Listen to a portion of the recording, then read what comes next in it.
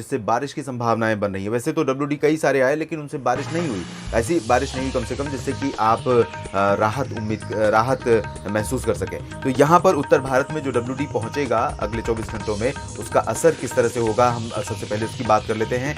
गिलगित बाल्टिस्तान, मुजफ्फराबाद और लद्दाख पर मॉडल के अकॉर्डिंग बारिश की संभावना 12 अप्रैल को नजर आ रही है और स्कैटर्ड रेनफॉल होगी। इंटेंसिटी लाइट टू मॉडरेट यहां पर रहेगी।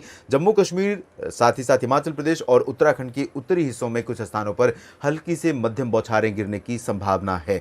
पहाड़ों पर भी भारत के आमतौर पर आप जानते हैं कि जब भी प्लेन्स में बहुत ज़्यादा गर्मी बढ़ जाती है, लू चलने लगती है, कई सारे लोग समय निकालकर छुट्टियां बिताने या फिर गर्मी से राहत पाने के लिए पहाड़ों का रुख करते हैं और वहां पर मौसम ठंडा होता है और उसका आनंद उठाते हैं। लेकिन इस बार समय से बहुत पहले न सिर्फ प्लेन्स में हीट वेव का प्रकोप देखने को मिला है, बल्कि उत्तराखंड से लेकर जम्मू कश्मीर, हिमाचल प्रदेश, इन तीनों पर्वतीय क्षेत्रों में भारत के जो कि प्रमुख लोकप्रिय हिल स्टेशन हैं, पर्यटन स्थल भी यहाँ पर बहुत सारे हैं जहाँ पर इस बार लू का प्रकोप रहा है। तो अब यहाँ पर राहत मिलेगी। अगले 2-3 दिनों के दौरान बारिश की संभावना से यहाँ लोग राहत महसूस कर सकते हैं। सैलानियों को भी बहुत प्लेजेंट मौसम यहाँ पर देखने को मिल सकता है। उत्तरी पंजाब, उत्तरी हरियाणा और उत्तर पश्चिमी उत्तर प्रदेश यानी जालंधर, पठानकोट, अमृतसर, तरन तारण, ये जो हिस्सा है इन भागों में, साथ ही साथ पटियाला, साहिबजादा, अजीत सिंह नगर, शहीद भगत सिंह नगर और ये चंडीगढ़ तथा उत्तरी इलाकों की बात करें, पंचकुला, अंबाला, यमुनानगर, इन भागों में, और यहाँ पर मेरठ, मुरादाबाद, सहारनपुर के क्षेत्रों में कुछ स्थानों पर बादल आ सकते हैं,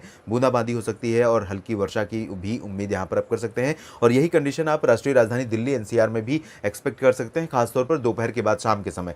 आंधी, बादलों की गर्जना, लाइटनिंग, थंडरस्टॉर्म के साथ थोड़ी बहुत वर्षा, इस वर्षा से निश्चित रूप से आपको राहत यहाँ पर मिल सकती है। परसों यानी कि 13 अप्रैल को इंटेंसिटी और बढ़ेगी, स्प्रेड भी बढ़ेगा। तो उत्तर भारत के मैदानी इलाकों में पंजाब, हरियाणा, दिल्ली, उत्तर प्रदेश के पश्चिमी हिस्सों, राजस्थान के कई शहर भी 13 अप्रैल को बारिश की उम्मीद कर सकते हैं। फिलहाल राजस्थान में 12 अप्रैल को लगातार हीट वेव का प्रकोप रहेगा, पश्चिमी दिशा की हवाओं का, गर्मी रहेगी। 45 डिग्री सेल्सियस से ज़्यादा तापमान कई जगहों पर रिकॉर्ड किया जा सकता है। चूरू, गंगानगर, हनुमानगढ़, जैसलमेर, बाड़मेर, जोधपुर, उदयपुर, इन सभी क्षेत्रों में, पूर्वी इलाकों में भी पश्चिमी और उत्तर पश्चिमी दिशा की हवाओं के कारण ही लू का प्रकोप लगातार जारी रहेगा, राहत आपको नहीं मिल सकती है। उत्तर प्रदेश के पश्चिमी और पूर्वी भागों में देखें तो थोड़ा सा फर्क रहेगा। यहाँ पर उत्तरी तराई वाले जिलों में बंगाल की खाड़ी की हवाएं आ रही हैं, उन हवाओं से मॉडल भले नहीं दिखा रहा है बारिश, लेकिन मेरा अनुमान है कि गाजीपुर, मऊ, आजमगढ़ और कुशीनगर, देवरिया से लेकर गोरखपुर, बलिया समेत बहराइच के बीच में और मेरठ, मुरादाबाद, सहारनपुर के बीच, सहारनपुर तो नहीं लेकिन लखीमपुर खीरी तक जरूर ये हवाएं अपना असर दिखा सकती हैं। थोड़ी बहुत वर्षा हो सकती है बादलों की गर्जना के साथ। दक्षिणी हिस्सों में हीट वेव का प्रकोप रहेगा। बुंदेलखंड के रीजन में लखनऊ, कानपुर से नीचे जो दक्षिणी हिस्सा है जिसमें बांदा, झांसी, ललितपुर, महोबा और फतेहपुर, साथ ही साथ कानपुर, इन इलाकों में बहुत ज़्यादा गर्मी यहाँ पर रहेगी।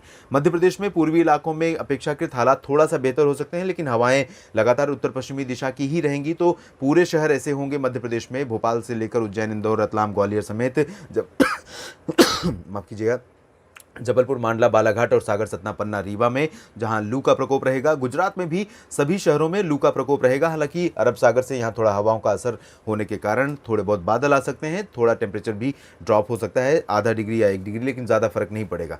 मध्य प्रदेश के बाद और गुजरात के बाद महाराष्ट्र की बात करें तो विदर्भ, मराठवाड़ा, मध्य महाराष्ट्र और कोंकण गोवा के उत्तरी हिस्सों में लू का प्रकोप रहेगा। निचले इलाकों में चंद्रपुर से लेकर रत्नागिरी के बीच में हवाएं आर्द्रता वाली होंगी, थोड़े बहुत बादल आ सकते हैं, प्री मानसून वर्षा हो सकती है, जैसा पिछले कई दिनों से यहां पर मौसम देखने को मिल रहा है, लेकिन प्रोबेबिलिटी बहुत कम है। छत्तीसगढ़ के दक्षिणी भागों और दक्षिणी ओडिशा में भी इस तरह की उम्मीद कर सकते हैं। बाकी जगहों पर गर्मी काफ़ी रहेगी। उत्तरी तटीय आंध्र प्रदेश और रायलसीमा, तेलंगाना, उत्तरी आंतरिक कर्नाटक में मेजरली ड्राई वेदर रहेगा, लेकिन हवाओं का जो प्रभाव है बंगाल की खाड़ी की हवाओं का, वो बहुत ज़्यादा बढ़ा हुआ है मध्य भारत और प्रायद्वीपीय भारत पर पूर्वी हवाओं का। तो यहाँ पर भले ही मॉडल प्रिडिक्ट नहीं कर रहा है, लेकिन मेरा अनुमान है कि तेलंगाना में भी, उत्तरी आंतरिक कर्नाटक, दक्षिणी आंतरिक कर्नाटक, रायलसीमा और ये उत्तरी तटीय आंध्र प्रदेश के क्षेत्रों में भी आइसोलेटेड प्लेसेस पर लाइट रेन हो सकती है, ज्यादा संभावना भले नहीं है। तमिलनाडु, केरल और कर्नाटक के तटीय इलाकों, लक्षद्वीप और पुदुचेरी में भी कुछ स्थानों पर वर्षा की संभावना है।